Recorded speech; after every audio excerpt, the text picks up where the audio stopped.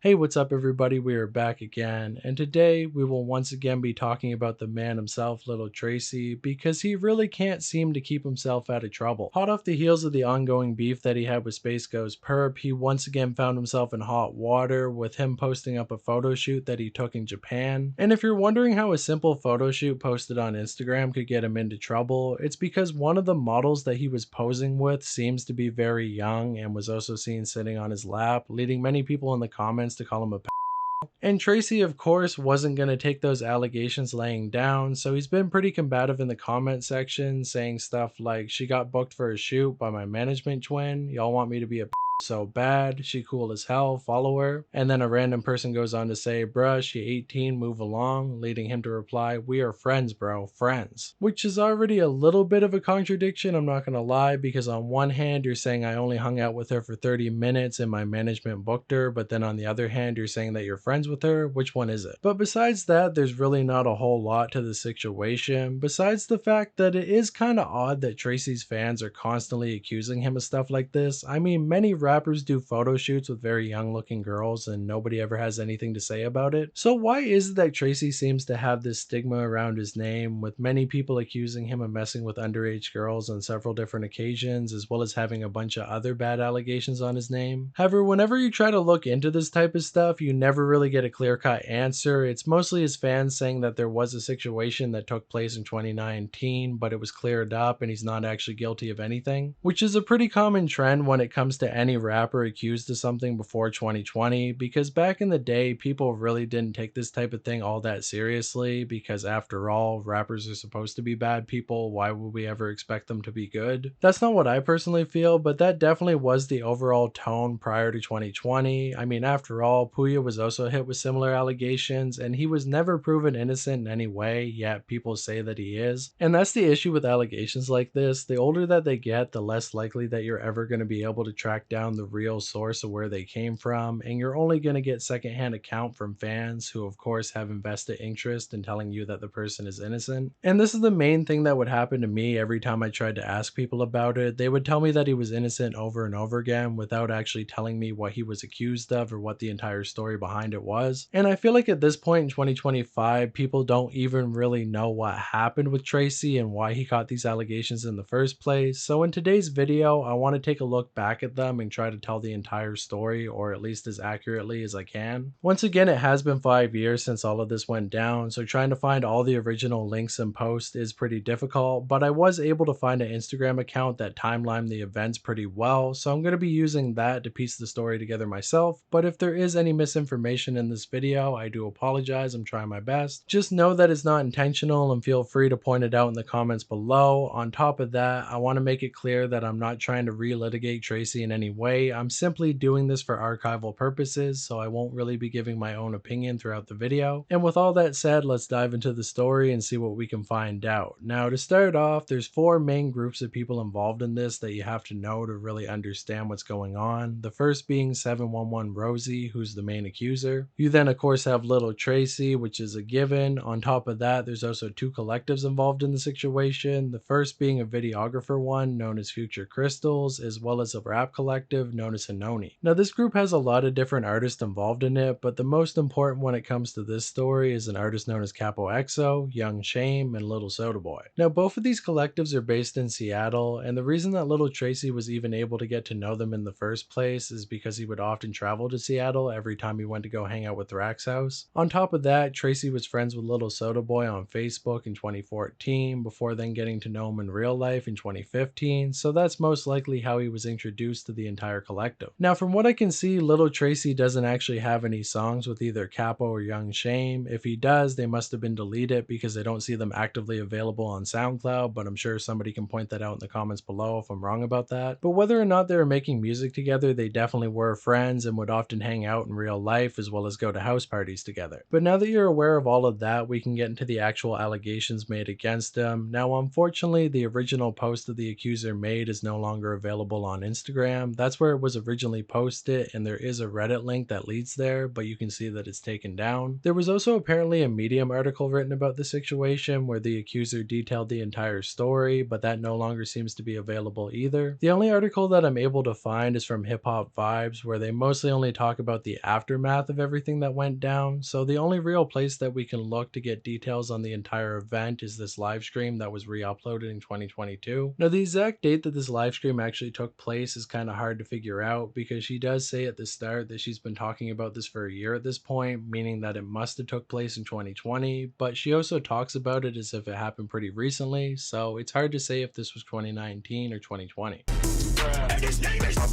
On top of that, she mostly only talks about the aftermath of everything that went down and not the actual incident itself. So once again, it's not the best source to get all the information that we need, but I can kind of piece it together and tell you what happened. So on April 21st of 2019, Rosie ended up going to a house party with a couple of her friends, and apparently little Tracy was present. And seeing as how Rosie was such a big fan of him, she immediately went up to him and started a conversation. Now, from what we know about little Tracy, he's apparently a pretty shy guy who doesn't really talk too much, but the two of them apparently hit it off and continued to talk throughout the rest of the night. However, at one point it seems like something must have been slipped into Rosie's drink, because she ended up waking up the next morning completely covered in blood and not knowing what happened the night before. So of course she would immediately go to the hospital to try to get checked out and find out what happened, with the doctors telling her that she had severe scarring in her vagina, as well as giving her a kit. Now, initially she wouldn't even take this to the internet because she felt like nobody would believe her and that it wasn't even worth pursuing. However, she was severely traumatized by the entire situation, so she ended up reaching out to her two friends, Young Shame and Capo, and telling them what happened. This would lead the two of them to drop a diss track on April 22nd called In My City, where they would diss both Little Tracy as well as Future Crystals, talking about how Little Tracy messed with underage girls, while also saying that they were mad at him for following and unfollowing them.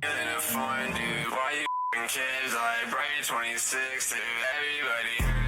No one really know you only got clout 'cause you mooching on your homies. However, within this track, they wouldn't say anything about the at all, leading a lot of people to think that they had prior beef with Little Tracy before they found out about the allegations. But you got to keep in mind, that all went down on April 21st. This was April 22nd, after it already happened. It definitely is possible that Young Shame had another reason to hate Little Tracy that he wasn't mentioning, but that's only speculation, and it is for sure confirmed that they knew about the accusations before they started dissing Little Tracy. After that, on April 24th of 2019, Rosie ended up going to hang out with Young Shame and Capo, asking them if they could give her some drugs because she wanted to take her mind off of everything. Now, once again, keep in mind that she claims she never really did drugs before this point. A lot of people are going to try to say that she blacked out the night of the party because she was abusing substances, but as far as we know, she was only drinking and actually had something put in her drink. Once arriving there, she was given Xanax by Young Shame as well as Klonopin by Capo's mom, and after that, she would go on to have a threesome with the two of them. And this will come up a little bit later on, but for right now, I more so want to talk about the diss track that they ended up putting out on April 24th. This track is called Hypocrite, and it's way more explicit than the first one, with them going way more into detail of everything that went down on that night. Little Tracy.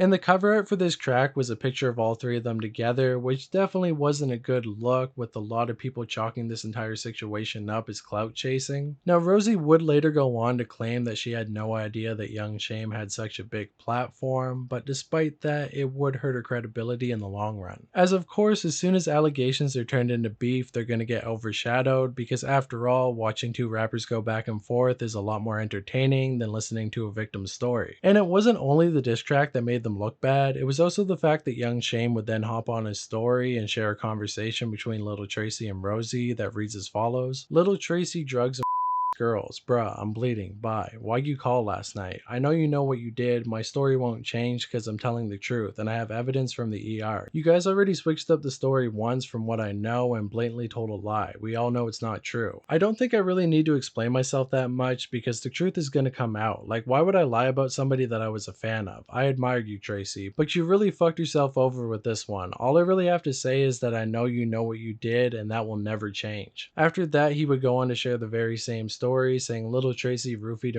my friend this weekend and is a piece of shit. If you want to shoot him a text or a call, go for it. I'm tired of the hypocrisy. He then goes on to dox his phone number before then saying, guess I can't post that, guys, but he actually did put the phone number in the original screenshot, so he definitely doxed him whether he took it back or not. And even if Tracy is guilty of what he's being accused of here, that's definitely not the right way to go about it. He needs to be 100% proven guilty before you can start doing things like this, or you're just gonna look like a bad actor. He would then go on to post another story saying, oh, so I'm proud of my friend for actually being able to go to the police and speak out. Little Tracy will be in jail within the week. By the way, our friend got a rape kit done at the ER immediately after. There's obvious evidence, so I don't want to hear no fucking Tracy defense. And this is the first big issue that people took with her story, because apparently a kit takes about 3 to 4 months to get done, and she would immediately say that they found DNA from little Tracy, which couldn't be confirmed at that point, so people would start to call her a liar. On top of that, a couple allegations would start to come out against young Shame, with him apparently mistreating girls in the past, so he would address it on his story by saying, hey guys, I know a lot of shit is going on right now, and I just wanted to get it out there that 3 years ago false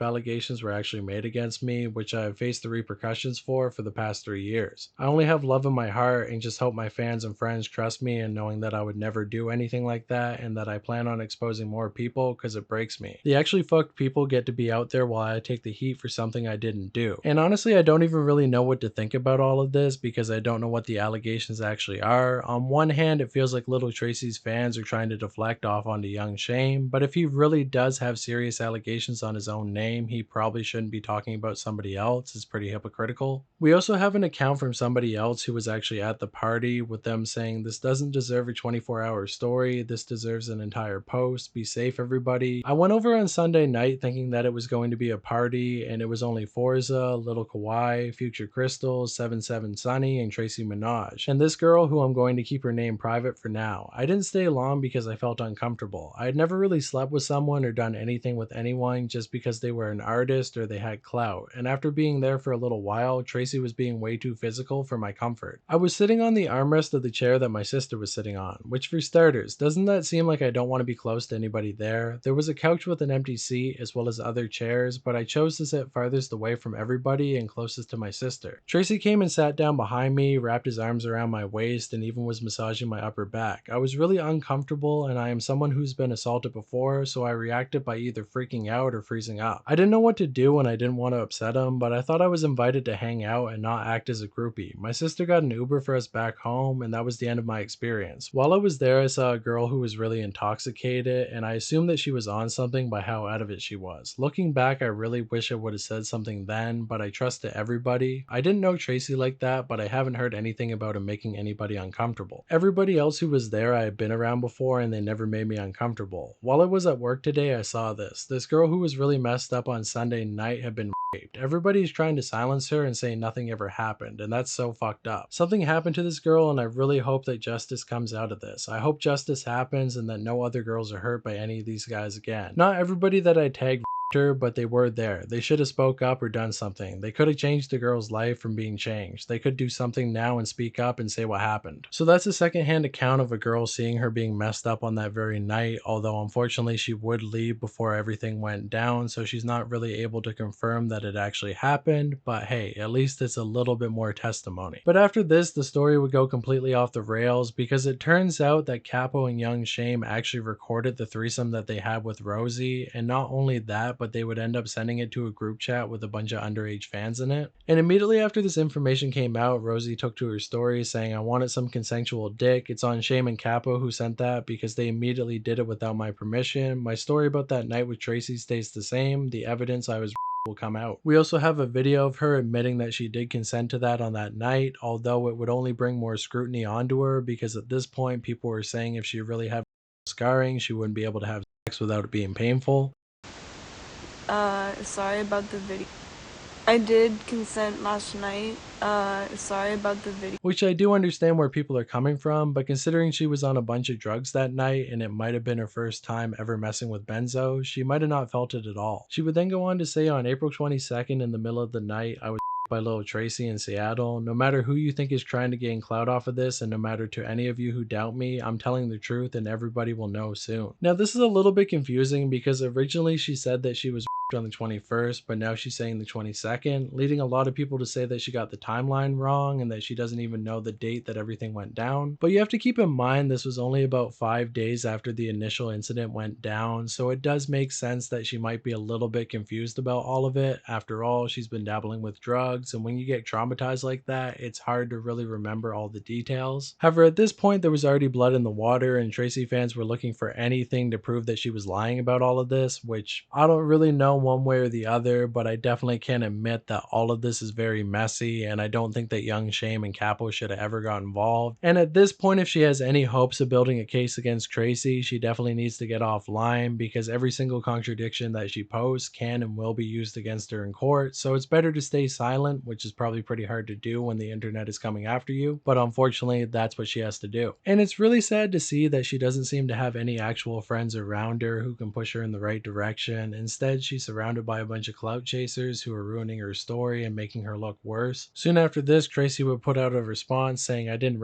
that girl, she's a liar from the pit of hell, and that Kiki girl is lying too. I can't believe this bullshit. Fuck all you lying ass people. Karma will get your asses." After that, Academics would then get involved by posting the story on his own page, because the two of them previously had beef over a woman, so of course he was looking for any chance to take a shot at Tracy. And this would lead Tracy to send him a cease and desist, which only made him look even more guilty at the time, with Academics also posting that. And you would think that all of this combined would be enough to tear down Lil Tracy's career, but I think the reason that he never got canceled, quote unquote, is because the broader hip hop community wasn't really all that aware of him at the time, and the people who were fans of him were diehard fans who weren't going to switch up no matter what. And before too long, this entire situation would fade away, only to once again pop back up in 2020 when that article that I mentioned before was then posted. In this article, she would go more into detail, saying the reason that she believed Tracy raped her is because she ended up waking up with him cuddling her in the room. Now, a lot of people like to poke holes in the story and say that that proves that he didn't do anything, because the thing is, if he really did something like that, wouldn't he simply do it and then run away and not stay in the room to cuddle? And I'm not really sure what was going through little Tracy's head at the time, but all I have to say is that this isn't an uncommon thing, and it does happen on several different occasions. Life's not a movie, every situation is different, and sometimes the person doing it doesn't think that they're actually doing anything wrong at the time, and they only realize it the next day. She would also go on to tweet out, "Apparently I shouldn't have spoken up because I don't have DNA evidence. Apparently I'm supposed to suffer in silence because the fact that I was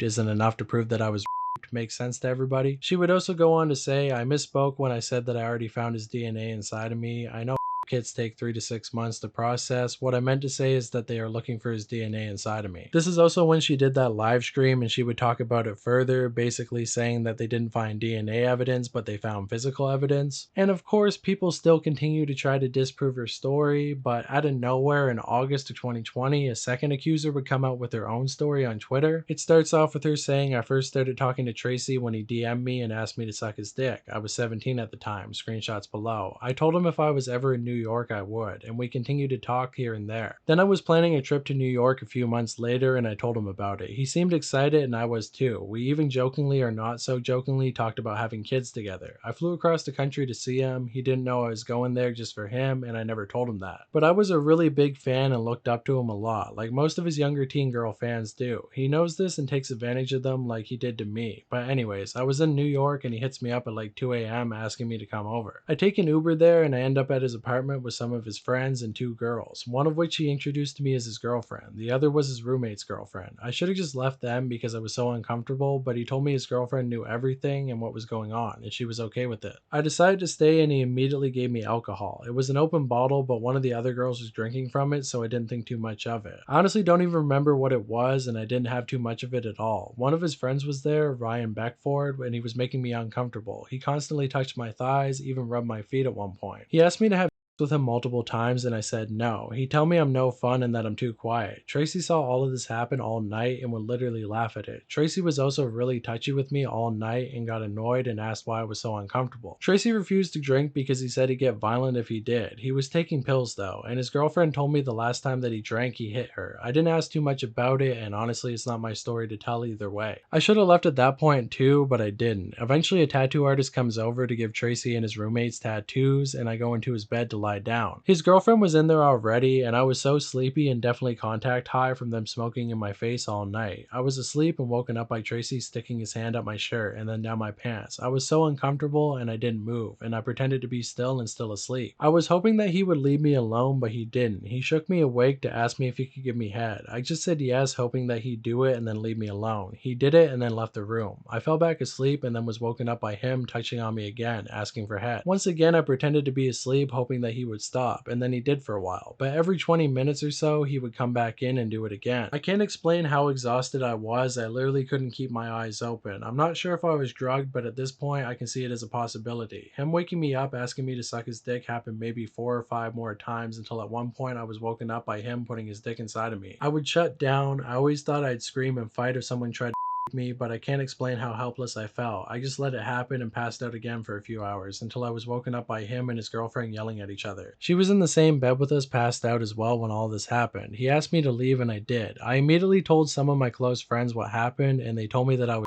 screenshots of these texts below. I hadn't even had time to process anything and I shut down and tried to justify what he did to me in any way I could. I even ended up trying to see him again on that trip. I also went and saw him on tour in Seattle months later. A lot of victims do things like this, but it doesn't make what happened to me any less valid. I never told him this, but for a while I thought he got me pregnant, and that scared me into keeping a secret even more. Then I thought he gave me STD and I was mad about that, so I told a lot of people on social media. But at the time I would say that it was consensual because I was still too scared to say that he me. So when my STD test results came back negative, I had to accept the fact that I was raped and I was stuck because I felt like no one would believe me. Now that I've already spread the story around that I had consensual sex, everything would seem invalid. I mentioned this in the screenshots with friends below. I didn't handle it well, but there's no guidebook for how to handle a rape. Your brain does odd things as a coping mechanism, and falling in love with your abuser and continuing to see them is common. I feel guilty for not speaking up and warning other girls of him, but he scares the shit out of me. We then have a screenshot conversation between them where she says I love you, he says I love you back, can I have top? Of course, next time you're in Washington State or I'm in New York, I'll hit you up, lol okay, impregnate me, really? I'm dead ass serious. Now keep in mind the screenshot happened about 8 months before they met up and you can't really pre-consent to something. You might think that you want it in the DMs or you might be fantasizing about it, but when you actually get into that situation, you don't know if you really do want it the way that you thought you did. And it seems like this story really hurt little Tracy's reputation a lot more than the previous one, because little Raven would come out on Twitter and say don't associate me with,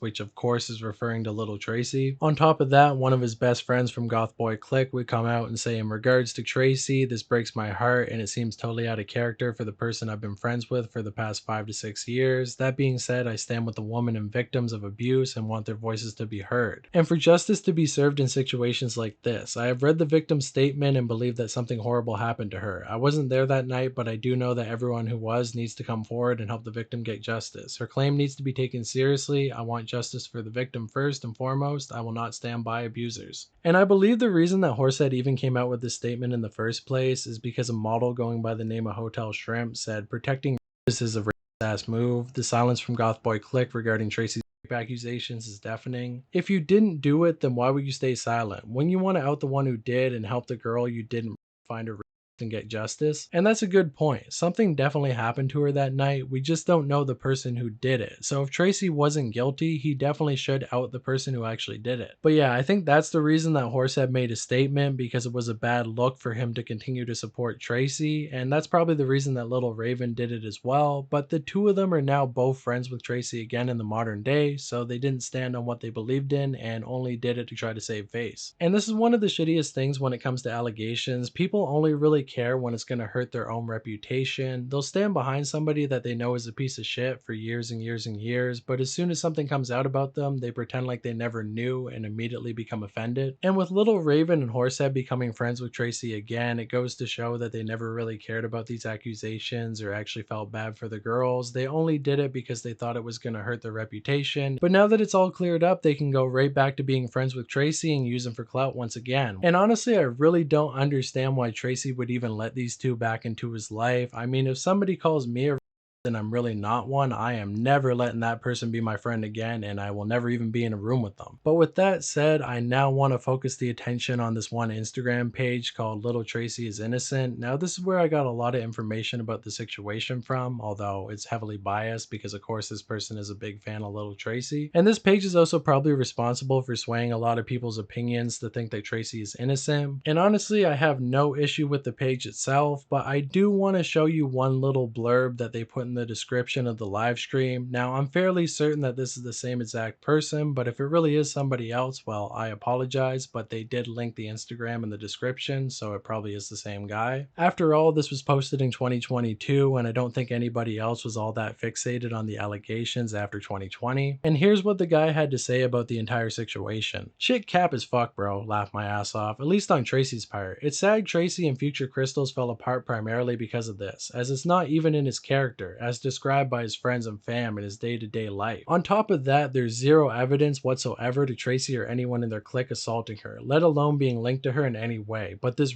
kit we have yet to hear about again. No arrests, no convictions, probably not even a police report, lol. But tweet after sloppy ass contradicting Medium article, oh yeah, and a diss track, laugh my ass off. Shit is laughable, my N-word, and not saying that nothing happened to her, but it definitely not in the way she portrays it. Especially since she doesn't even know what fully happened that night herself, being all blacked out apparently. As if you've been following, there's been so many inconsistencies, so many holes in her story, so much of her lacking to take responsibility for her decision and actions, but just pushing the blame on others because she was sad and wanted to get fucked up. Fucking whack, bruh. I don't know shit about Shame and Cap, but that diss track was weak as shit, and Capo snapped on perfect with Ove 1. Other than that, they seem like perfect upstanding citizens, lol. Sucks the goat got wrapped up in this bitter, broken white girl. Attention-seeking bullshit. Seattle, I guess. Rip Kauai and Sama. I don't even really know what to say about that. I mean, I get it. There was a lot of contradictions, there was a lot of misinformation. Young Shame, academics, and Capo definitely fucked the story up, and everything is very messy. But for you to sit there and say, I'm not saying that nothing happened to her, but she's a bitter white girl who's upset and in her feelings. She's so sad that she wants to get fucked up. Laugh my ass off. Dude, you're a complete piece of shit. I mean, it's one thing to defend your favorite artist, but going this far to laugh at somebody who's a victim that you even admit is probably a victim is completely shitty behavior. And you really need to find better father figures in your life because little Tracy is not going to be that for you. But anyways, with all that said, that's the entire situation that I know of. I hope you guys are able to understand it better than before. And like I said, if there's anything wrong in here, make sure to let me know in the comments below. Everybody who says this is all misinformation and you're slandering Tracy, you're going to be ignored. Delete this gang is stronger than ever. Delete the video, delete the video, delete the video. And I will see you in the next one. Peace out. Bye.